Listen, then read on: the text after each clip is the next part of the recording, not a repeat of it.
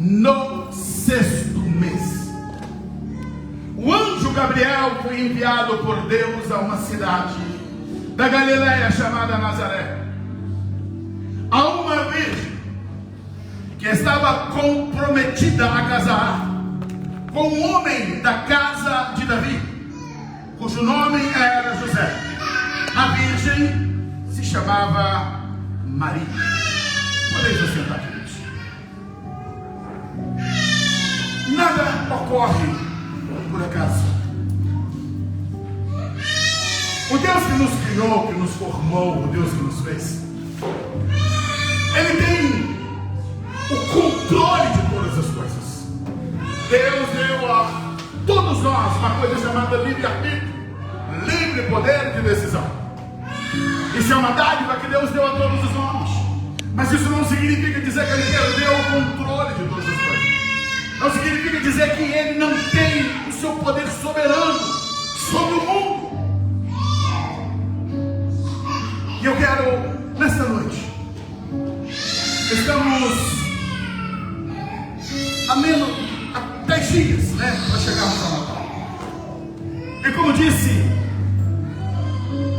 tenho procurado analisar o contexto que envolve na Bíblia sobre o nascimento de Jesus. E hoje eu quero falar dessa personagem, dessa jovem, dessa moça, que Deus escolheu ela. É um contraste tão grande a maneira como Deus trabalha. Porque quando eu olho, semana passada nós falamos de Isabel, quando o Senhor escolheu Isabel para ser mãe do precursor do João Batista, quem era Isabel? Uma mulher estéril, segundo, uma mulher idosa. E Deus, Ele rompe com essas barreiras, a barreira da esterilidade, a barreira da velhice, e faz dessa mulher a progenitora do maior homem nascido de mulher para cumprir o papel. Mas agora Deus, passando-se 6 meses depois da gravidez de Isabel, envia Gabriel para ir lá falar com uma jovem. Olha o contraste. Ela não é estéril, mas ela é virgem, não teve contato com homem algum. Ela não é uma idosa, mas ela é uma mera jovem, inexperiente. E a essa moça é dada a ela uma palavra de que ela seria a mãe do Salvador.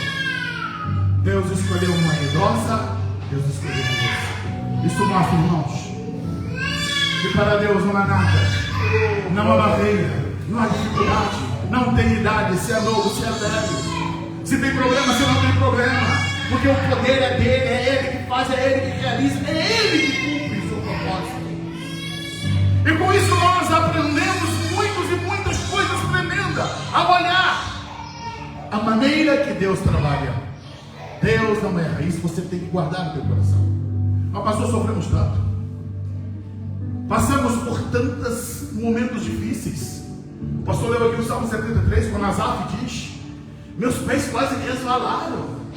Asaf é músico, é um cantor da igreja, ele é um homem salmista, salmodiador, mas ele diz: eu quase desviei, eu não aguentei ver como é que o rico prospera e eu estou aqui no meio dessa dificuldade toda. E quantos crentes que não passam por isso, que chega um momento pensando: meu Deus do céu, por que eu que sirvo a Deus, eu que estou aqui, estou passando por essa dificuldade, estou passando por isso? Sim, amados, Deus não erra, Deus não falha. Gênesis capítulo 1, versículo 31 diz que: e viu Deus que tudo quanto ele fez era muito bom. Isso 9002. Mas pastor, por que passamos por tudo isso?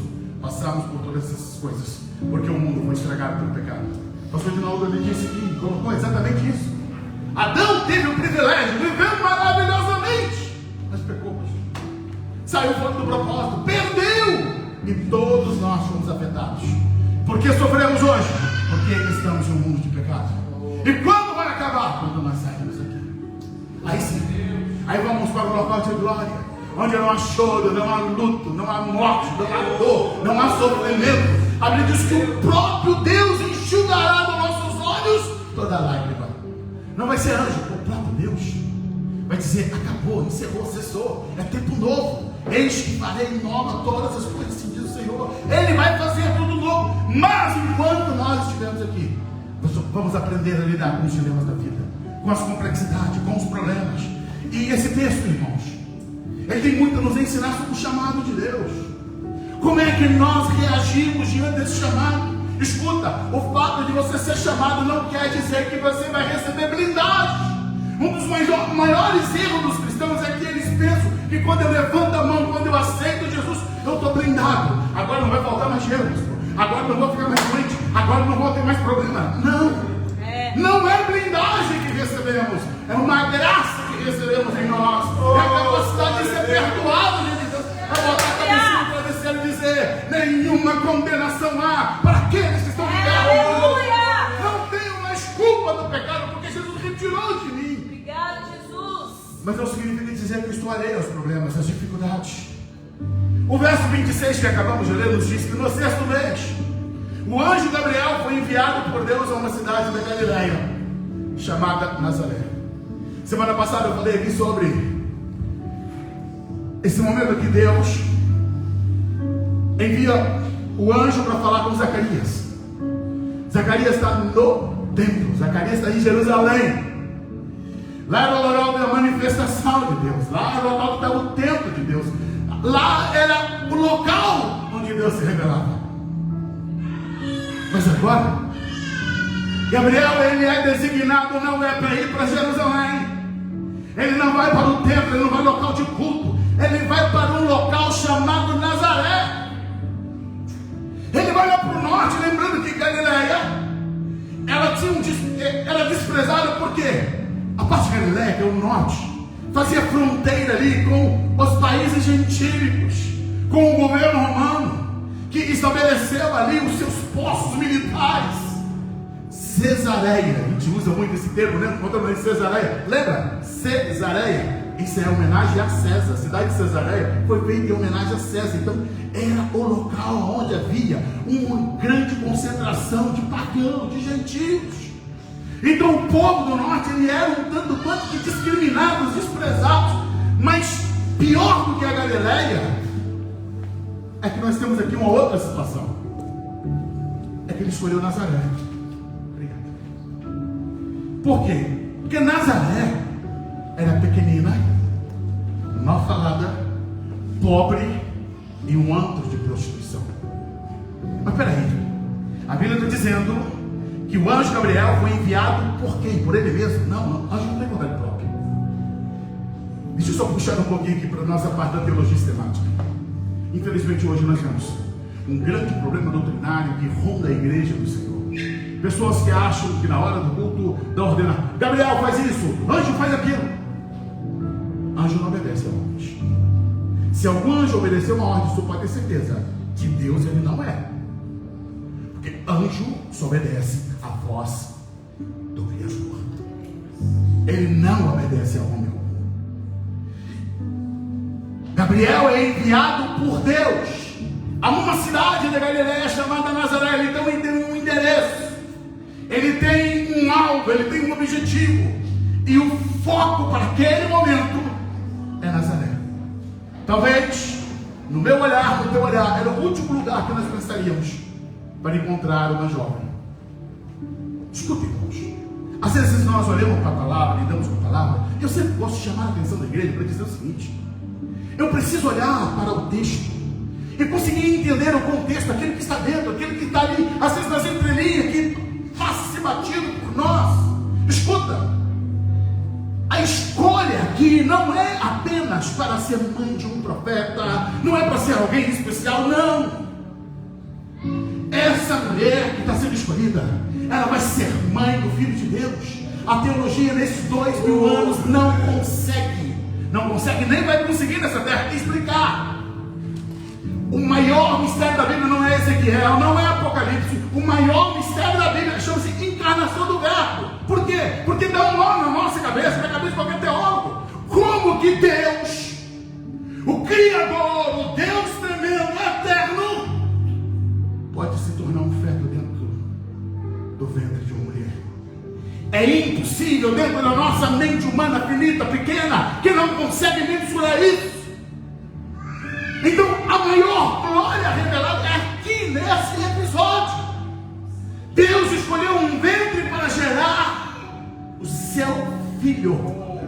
A encarnação do verbo ocorreria inicialmente dentro do processo de um ventre de uma mulher. Tá bom, e qual é a mulher que nós iríamos escolher? Teríamos que pensar numa princesa, teríamos que pensar numa mulher famosa, teríamos que pensar numa mulher expressiva. Esse seria o nosso ponto de vista. Deus não. Deus escolheu uma menina pobre, que vivia numa cidade pobre, alguém pela qual, do ponto de vista humano, nada tinha para oferecer para o Senhor. Uma anônima, uma jovem que vivia em um lugar desprezado, em um lugar sem tanta importância. A minha pergunta para você como cristão: a quem você quer impressionar? Porque Deus não se impressiona, irmãos. Não se impressiona com nossos dotes, não se impressiona com a nossa capacidade. Lá no Brasil tem essa expressão, né? Vou arrebentar. Isso é só para a cabeça dos homens, irmãos. Para Deus, o Deus que nos criou, nós não somos nada. Não existe nada em nós que chame a atenção de Deus. É equívoco, é engano nosso. Tudo que Ele faz em nos escolher é por causa da graça dEle. É graça, graça, graça.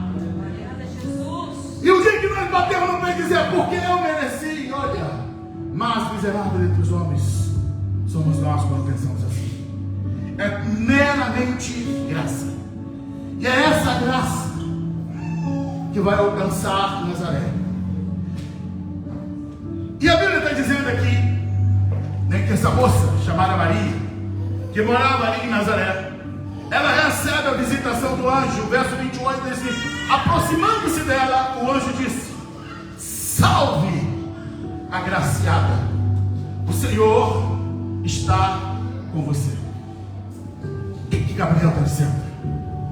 Menina, tu é afortunada. Você foi afortunada porque Deus achou graça em você. Deus olhou para o teu coração. Entenda, irmãos, o que Deus ele sonda em nós é a nossa inclinação para Ele. É o quanto nós o amamos. As pessoas não conseguem mensurar isso, é impossível. Não tem como nós olharmos para dentro da pessoa e dizer, é que ele ali ama mais a Deus. Não, é Deus que faz essa análise. Quando o salmista diz, Senhor, solta-me e me conhece. Vê, Senhor, se há em mim algum caminho mau. Nós, no meio das pessoas, podemos impressionar com a maneira que oramos, com a maneira como administramos nossos dons. Podemos impressionar as pessoas com a nossa eloquência, a maneira de falar, mas entenda, isso não impressiona Deus. Obrigado. Isso não impressiona o Senhor. Não, isso só impressiona os homens. O que chama a atenção de Deus é um coração contrito, quebrantado, que não desprezará o Senhor. E aquela moça parece que preenchia isso, porque a palavra que ela recebe é salve, agraciada. Quer dizer, salve aquela que está cheia da graça. A graça de Deus a envolvia, mas envolvia por quê? Porque ela deu lugar para isso. Qualquer um de nós podemos estar cheio da graça. Paulo disse: a graça de Deus é manifestada aos homens, trazendo salvação a todos os homens. Paulo, o apóstolo, aquele que em 2 Coríntios 11 ele vai dizer que ele, comparado aos outros apóstolos, poderia até dizer que ele fez mais. Mas quando ele vai falar do ponto de vista, entenda, a respeito de trabalho, em 2 Coríntios 11 Paulo está falando que ele tomou açoite, fez muito mais trabalho, sofreu. Mas quando ele vai falar da relação com Deus, é o que ele diz: eu sou o pior de todos os pecadores.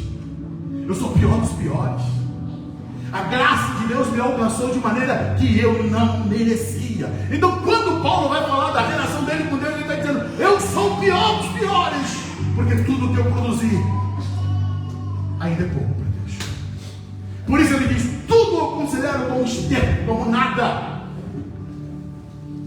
A Bíblia está dizendo que o Senhor envia esse anjo que diz: salve, agraciada, o Senhor está com você. E aqui eu preciso abrir uma adendo. naquilo que nós temos tanto falado. Irmãos, a nossa visão de sucesso é completamente diferente da Bíblia. Sabe por quê? Porque quando nós imaginamos uma pessoa de sucesso, é aquela que vai estar cheia de dinheiro, é aquela que vai estar no apogeu, é aquela que vai ter um sucesso. Mas como assim? O Senhor está com você, mas você está em Nazaré.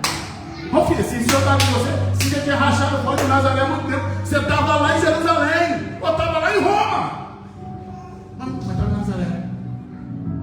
Não é a cidade que define a presença de Deus na sua vida, é o seu coração, é a postura daqui dentro, é a maneira como nós nos posicionamos diante dele. E essa mulher aqui, essa moça, ela tem o seu coração completamente dominado pela graça do Senhor, em servir a Deus, em estar diante de Deus. O verso 29, ela porém, ao ouvir esta palavra, perturbou-se muito e pôs-se a pensar no que poderia significar essa salvação.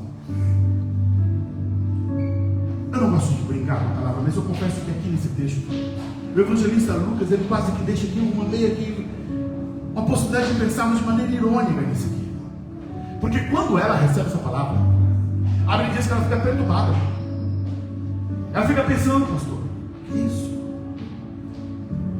Porque o elogio é forte. Você é agraciada, moça. Deus está com você.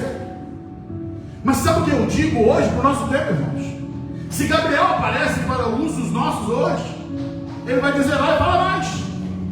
Não, diga mais aí, vai, tem mais coisas. Você não deu recado todo, não. Porque eu sou grandão. Eu sou empurrado. Você não leu meu currículo direito. Você quer que eu te dou meu currículo? Você quer olhar aqui o que eu sou? Falta humildade nos nossos corações, irmãos. A Bíblia está dizendo que a mensagem do próprio céu sobre ela coloca ela numa posição de humildade. Ela tem humildade, ela se perturba, ela fica ali intrigada com tudo aquilo, tem medo, tem receio, o coração dela tem temor. Verso 30 diz, mas o anjo me disse, não tenha medo, Maria, porque você foi abençoada por Deus. Não precisa ter medo. A bênção de Deus, ela veio sobre você, independente de você. Agora a revelação, ela vai se tornando progressiva. Primeiro a salvação, depois vem o conforto, e no 31 começa então a plenitude da revelação. O 31 diz assim, você ficará grávida e dará à luz um filho, a quem chamará pelo nome de Jesus.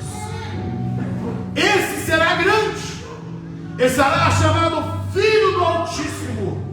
Deus, o Senhor, lhe dará no trono de Davi, seu pai. Irmãos, esta palavra que Gabriel está trazendo aqui para Maria é muito forte para apenas uma moça que estava noiva, que nada tinha. Você não estava noiva de um príncipe encantado, não.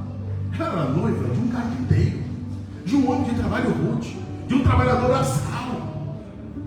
E está dizendo para ela que ela foi escolhida para dar luz ao Filho do Altíssimo.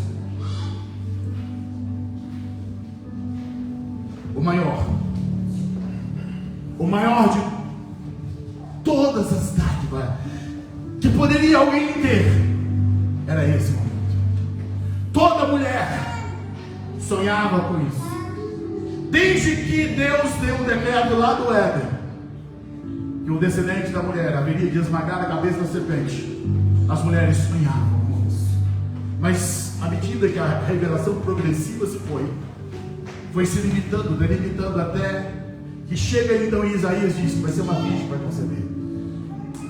É da casa de Davi, é da tribo de Judá. Sim, a coisa foi se estreitando, até que chega em Maria.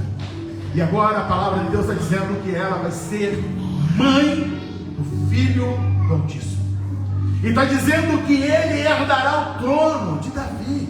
Mas espera aí, ela está em Nazaré, ela está pobre. Como que o filho dela vai reinar na casa de Davi? Aí vem um pensamento: será que essa mensagem é para mim mesmo? Será que não errou o endereço? Será que não chegou no lugar errado? Deus não erra, Deus não falha, Deus não se equivoca, Deus sabe exatamente o que Ele está fazendo. Quão tremendo é essa revelação, porque a Bíblia está dizendo aqui, no verso 33, que Ele reinará para sempre sobre a casa de Jacó. O seu reinado não terá fim, quer dizer, o seu reinado será eterno. Ninguém, nem Davi, teve o reinado eterno. De todos os reis que passaram por Israel, todos eles tiveram o fim do seu reinado. Maria está recebendo aqui uma palavra, dizendo: olha, o teu filho vai ter um reino que não terá fim. Sim, é muito para uma moça, para uma jovem humilde, simples. O coração dela está quase saindo pela boca, diante da grandeza dessa revelação pela qual Deus está trazendo para ela. Mas a Bíblia diz aqui, no verso 34, então Maria disse ao anjo: como será isso? Se eu nunca tive relações com ela, eu não estou casada ainda, eu ainda permaneço na minha virgindade e eu estou prometida. Ela está analisando os critérios humanos, ela está olhando sobre o prisma humano, ela está dizendo: olha, é bonita a mensagem, é forte a mensagem, todavia não é funcional. O que eu quero trazer para a igreja, quando Deus fala que Ele tem o poder de mudar a minha vida, mudar a minha história, mudar a tua família, ainda que aos olhos humanos você não consiga entender, Ele tem o poder de transformar e mudar. Os olhos nossos podem se equivocar e dizer: mas não tem como. Mas Ele faz. E era essa dúvida que ela tem: mas como é que isso vai ocorrer? Porque dentro do processo natural normal não tem como, é impossível.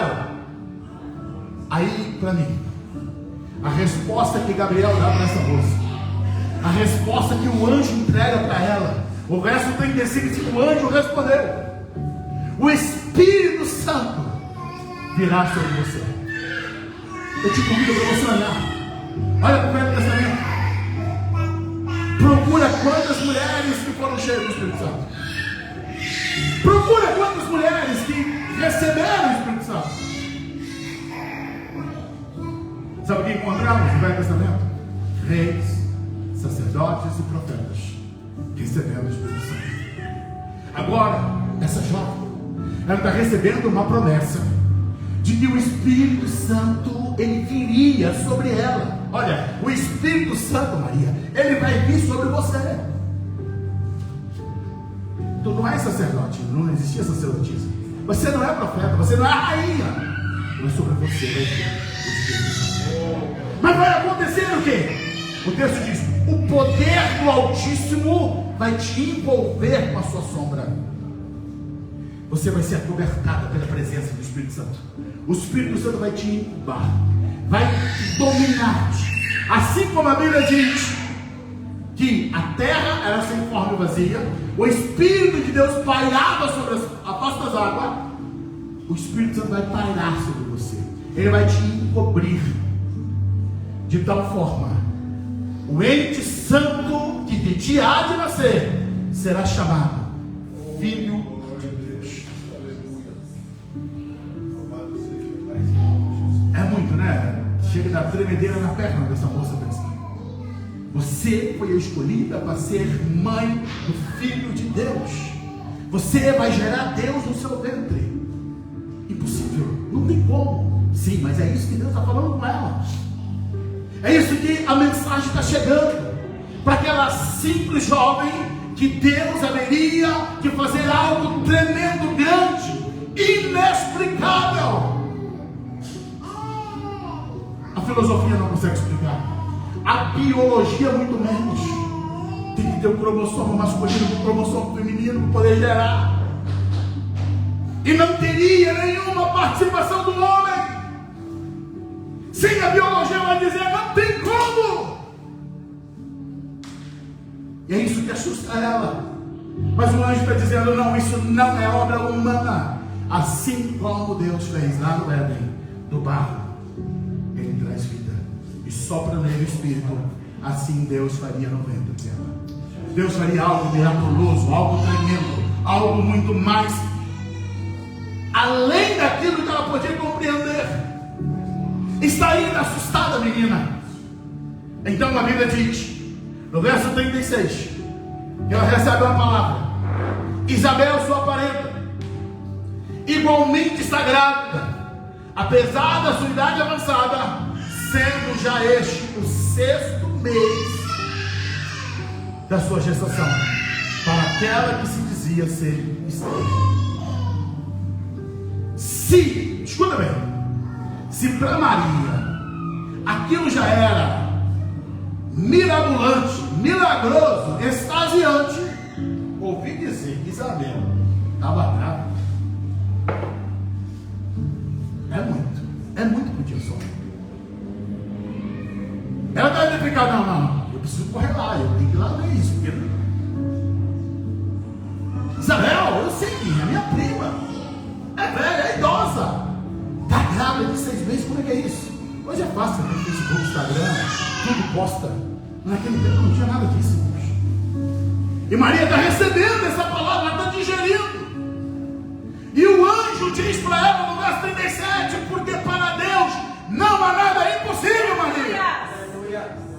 Assim como Deus vai gerar no teu ventre, através do poder do Espírito Santo, o Filho de Deus, assim também Isabel está lá gerando uma criança impossível para os homens.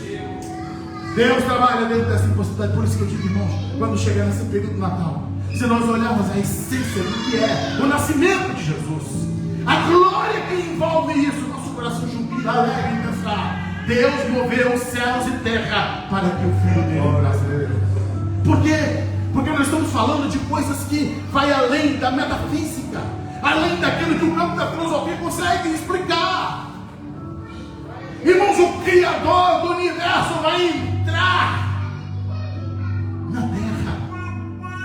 Qual o tamanho do universo? Lembra quando nós estávamos na escola? Disse que era infinito. Hoje não, hoje já tem um número lá que se define. Já se entende que o universo tem uma dimensão. Mas, no meu tempo de escola, o universo era infinito. Porque não se conseguia mensurar. Não tem como medir. Agora, entenda. Se o universo é desse tamanho, eu te pergunto, qual é o tamanho de Deus? Qual é o tamanho dele? Ele está fora do universo. Ele criou, ele viu o universo que ele criou. E agora, esse Deus que criou tudo isso vai se esvaziar, vai ser gerado. O imortal vai se tornar mortal. O Deus onipresente vai se limitar em um corpo físico. Sim. O onipotente vai estar fragilizado no corpo de um bebê. Tem coisa mais frágil do que o bebê? Não tem. A fragilidade do bebê. E assim Deus escolheu trazer a este mundo o Verbo eterno através da fragilidade de uma criança. Ele é Deus. Ele é Deus. Por isso que Gabriel diz: porque para Deus não há nada impossível. E o verso 38, irmãos, diz assim: então Maria disse: aqui está a serva do Senhor, que aconteça comigo o que você falou. Então o anjo foi embora. Eu digo que apenas com esse versículo poderíamos nos desgastar aqui, o restante da noite analisando as coisas que fazem. Por quê, pastor? Por causa das implicações da questão. Está tudo muito belo, muito lindo, aquilo que nós estamos falando, dos mistérios de Deus. Agora vamos descer. Vamos voltar agora para a realidade. Qual é o contexto que está aqui? O contexto é de uma moça que vive em um lugar pobre, que vai engravidar sem estar casada. Isso dentro do núcleo pesado do judaísmo. Quando uma moça engravidava sem estar casada, era declarada, cometeu loucura em Israel. Então qual é que deveria se acontecer com ela? O que deveria acontecer? Apedrejamento. Por ela estar noiva, o processo de noivado dentro do núcleo judaico era que o rapaz, ele ia até o pai da moça, pagava um lote, estabelecia, ele criava-se um compromisso, e ele tinha 1 ano para voltar e fazer a cerimônia de casamento. Nesse 1 ano ele ia trabalhar para preparar a sua casa, preparar os móveis, preparar as coisas e voltar para buscá-la e levá-la para a sua casa. Mas nesse período já era tida como comprometido. Se ele tivesse que deixar o compromisso, ele teria que tacar de divórcio. Ele teria que se divorciar. Esse é o compromisso de Maria. Maria está comprometida com José. José está trabalhando para o seu casamento. Agora vamos pairar aqui agora e olhar as coisas. O anjo está dizendo: olha, você vai engravidar. E não vai ser de José, vai ser obra do Espírito Santo. Você vai ser mãe do Filho de Deus. A resposta que essa menina dá é exatamente essa. Aqui está a serva do seu Pai dizendo. Serva, no nosso contexto, às vezes tem uma ideia errada, equivocada dentro da nossa análise ocidental, porque analisamos servo como empregado, patrão. Não, mas servo aqui é aquela pessoa que tem um dom. Servo aqui está dentro da classificação de escravo. Servo daquele que não tem autonomia. Ela está dizendo: eis aqui a serva do Senhor. Ele é o dono, eu pertenço a Ele. Ele faz o que quiser comigo. Se Ele achou graça em mim, eu estou disponível. E ela diz: que aconteça comigo o que você falou. Pode acontecer do teu jeito, da mesma forma. Mas alguém poderia perguntar para Maria: como é que você vai explicar isso para José? Como é que você vai explicar isso para o teu pai, para a tua mãe? Como é que você vai explicar isso para as tuas amigas? Você vai se livrar disso como? Escuta, ela não está pensando nas pessoas, ela está pensando em Deus. Quem quer servir a Deus não está preocupado como é que vai se explicar para os homens. O mais importante é nós agradarmos a Deus do que nos explicarmos para as pessoas. Podemos ser incompreendidos, quando as pessoas não nos entenderem, mas o que importa é que Deus nos entende, que Deus compreende e que Deus sabe o que de fato está no nosso coração. Ela corria o risco de perder o casamento. Ela corria o risco de ser difamada. José não era obrigado a acreditar nisso. Imagine José olhando, grávida. E lembrando do que ocorre, né? Logo assim que ela recebe a notícia, o que ela faz? Vai para as montanhas, vai para a casa de Isabel. Só volta depois de 3 meses. Barriga crescida. E agora, como é que vai lidar com José? José olha: epa, tem algo errado aí. Eu estou trabalhando, eu estou lutando para o casamento. E essa menina que eu amo, essa menina que eu me programei para casar com ela, olha o que ela fez comigo. Aqui, irmãos, só para nós terminarmos a palavra, eu te convido para você olhar para Mateus. Mateus, ele já vai mostrar esse detalhe. Mateus, no capítulo 1, versículo 18, diz assim: o nascimento de Jesus Cristo foi assim. Maria, sua mãe, estava comprometida para casar com José, mas antes de se unirem, ela se achou grávida pelo Espírito Santo. José, com quem Maria estava para casar, sendo um homem justo e não querendo envergonhá-la em público, resolveu deixá-la sem que ninguém soubesse. Perdeu o casamento da garota.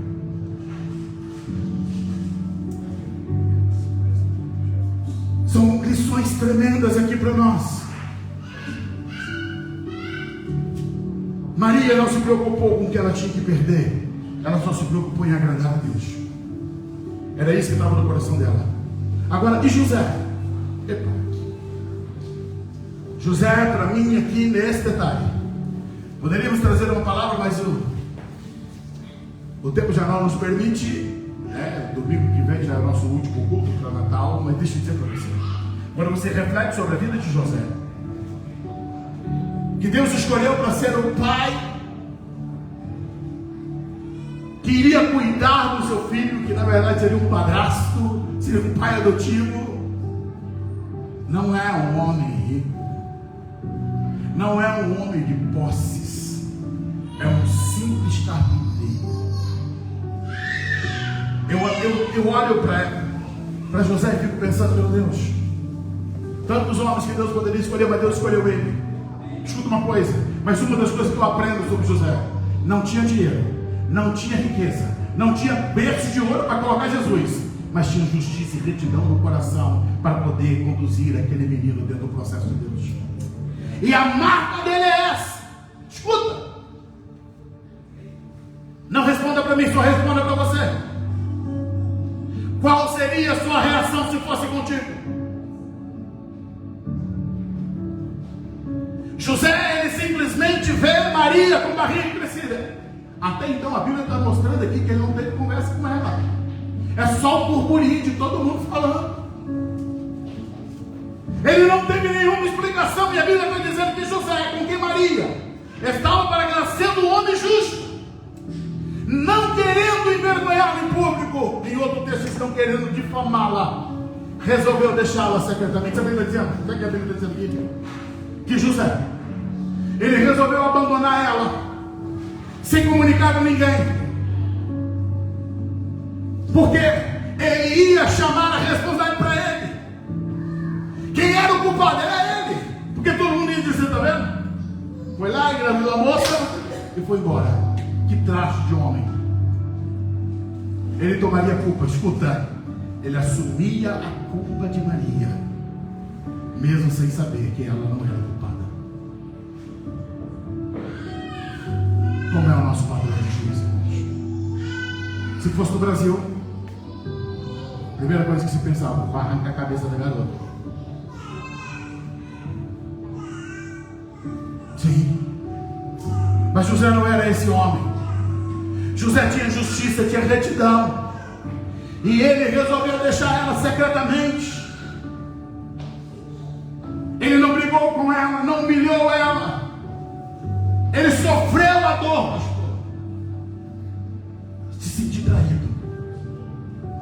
Estava se doando pelo casamento, e agora a menina parece grávida. Ele não faz loucura, mas aí é que entra essa soberania de Deus. O verso 20 do capítulo 1 de Mateus diz assim: então, enquanto ele refletia sobre isso, eis que lhe apareceu em sonho o anjo do Senhor, dizendo: José, filho de Davi, não tenha medo de receber Maria como sua esposa, porque o que nela foi gerado é do Espírito Santo. Ela dará à luz um filho, e você porá nele o nome de Jesus, porque ele salvará o seu povo do pecado deles.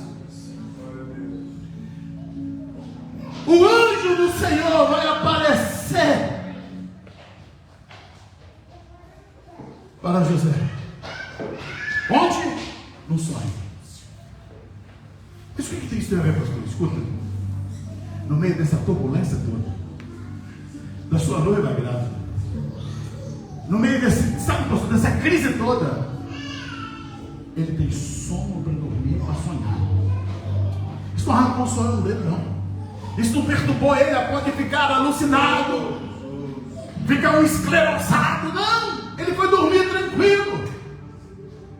Dor ele sentiu, coração está ferido, coração está doendo, mas ele consegue dormir, porque ele coloca na mão de Deus. Senhor, tu sabes, eu fui fiel com ela, eu fiz tudo a minha parte, eu não errei com essa menina, não errei com essa garota, e é por isso que Deus vai falar com ele em sonho, vai ministrar sobre ele.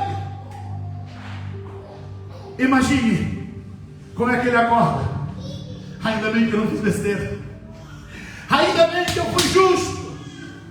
E eu fico a pensar em enquanto tempo com Maria. Agora revelado, ele vai dizer para ela: Maria, precisamos conversar. E ela deve estar de cabeça baixa pensando: ei, Eu tenho um negócio para te falar, mas eu não sei nem como te explicar. Não precisa falar nada, eu já sei de tudo. Deus falou comigo. Você está gerando o filho dele dentro de você. E nós vamos botar o nome desse menino de Jesus. A partir de hoje eu te assumo. A partir de hoje você vai para minha casa. Você é minha esposa. Eu vou cuidar de você. Nós estamos juntos nesse projeto. Deus escolheu você, Deus escolheu a mim. E nós estamos juntos e juntos vamos fazer a obra. Aleluia. E juntos vamos cumprir o chamado do Senhor. Queridos, é isso que Deus quer em nós. Mãos unidas, mãos dadas. Não somos inimigos do projeto. Não somos adversários no fazer a obra, não. Nós estamos no mesmo projeto. Precisamos nos doar, precisamos nos entregar, nos unir, para que o Senhor cumpra o propósito dele, para que o nome dele seja glorificado. E é tão tremendo pensar, irmãos, que ali, esse casal, pobre, simples, se tornou as figuras mais importantes, porque receberam o Filho de Deus para cuidar dele. Eu pergunto para você ir para casa pensando. E se você recebesse uma revelação? Claro, hoje você já conhece a Bíblia, mas imagine com você. Você recebesse a revelação, olha, Deus vai colocar o filho dele dentro da sua casa. Cuida dele. Você tomar conta do filho de uma pessoa importante, ou de um amigo qualquer, já nos causa aquele temor, né? Misericórdia, essa criança aqui tem que ficar, né? Com cuidado muito grande. Agora, você pensar que você tem um filho de Deus dentro da sua casa, para você cuidar, olhar, zelar. Oh, amados, é privilégio, mas é também responsabilidade. Maria carregou durante 9 meses aquela criança no ventre.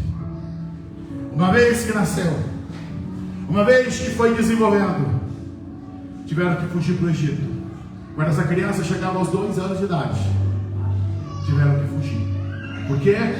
Porque houve um decreto de morte. E mais uma vez, Deus estava falando com eles: foge, vai para o Egito. E é interessante que nessa ida deles para o Egito, pastor, a Bíblia fala que pela manhã cedo, José pega tudo e ó. Sabe qual é o nosso problema hoje? Nós queremos programarmos. Não. Tudo bem, Deus falou, mas daqui uma semana, daqui um mês, daqui um ano. Mas não, ele recebeu a palavra, de manhã cedo ele disse: Maria, junta tudo e ó, vamos embora. E foi isso que salvou o menino. Eficiência, eficácia e pressa nós precisamos ter na obra do Senhor. Vidas estão morrendo, porque nos falta em nós a eficácia de trabalhar no tempo de Deus. Se José não tivesse ido naquele dia, Herodes pegaria o menino. Entende a nossa responsabilidade, irmãos? Se José não cumprisse a ordem, talvez ele, Maria e o menino estariam mortos. Nós precisamos obedecer ao Senhor, sermos muito mais prontos para cumprir aquilo que Deus está nos chamando. Se coloque de pé. Senhor Deus e Pai, eu oro a Ti. Eu clamo a Ti nesse momento, Deus, em que pela qual a Tua palavra foi ministrada. Dai a nós, Senhor, coração de servo, para dizermos para Ti, Senhor, eis aqui. Cumpre em nós o Teu propósito, faz em nós o Teu jeito, a Tua maneira. Não importa o que vai acontecer, não importa quanto vai custar, não importa o que venha a ocorrer, mas nós queremos cumprir a Tua vontade.